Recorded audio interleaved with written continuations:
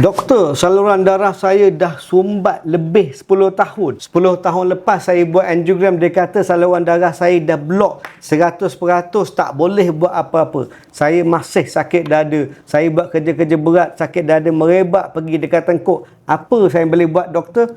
Jom aku tunjuk apa yang kita boleh buat.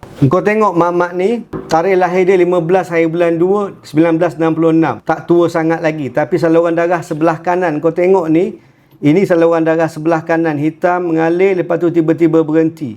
Sepatutnya saluran darah dia macam ni. Kau tengok kan, hitam bentuk C-shape ni. Saluran darah dia belah kanan ni dah blok lebih 10 tahun. Memang sakit dada, memang sempit dada bila buat kerja-kerja berat. Jadi 25 hari bulan 2 2026 pukul 2 petang lebih, kita buat rawatan angioplasti dengan stent. Kita buat dengan kawan saya. Sebab rawatan angioplasti dengan stent untuk saluran darah yang dah blok lebih 10 tahun agak rumit dan agak berbahaya daripada rawatan yang lain. Lepas 2 jam lebih kita buat rawatan, nampak berjaya buat rawatan angioplasti dengan stent. Yang ni bukan angioplasti yang biasa ni. Yang ni angioplasti yang luar biasa sikit. Memang kena buat planning, kena masuk hari lain. Kita masuk daripada tangan dan kaki untuk buat rawatan macam ni.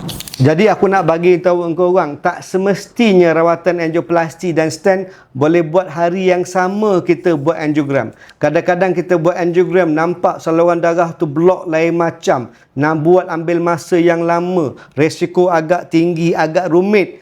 Kita bungkus tikar sekejap hari itu, kita bagi engkau balik, kita bagi buat planning, engkau datang balik hari yang khusus untuk buat rawatan angioplasti dengan stent. Yang tu yang kita panggil high risk angioplasti. Kebanyakan masa kita buat dengan 2 pakar jantung untuk beri jaminan kita boleh buat dengan kadar yang baik dan successful.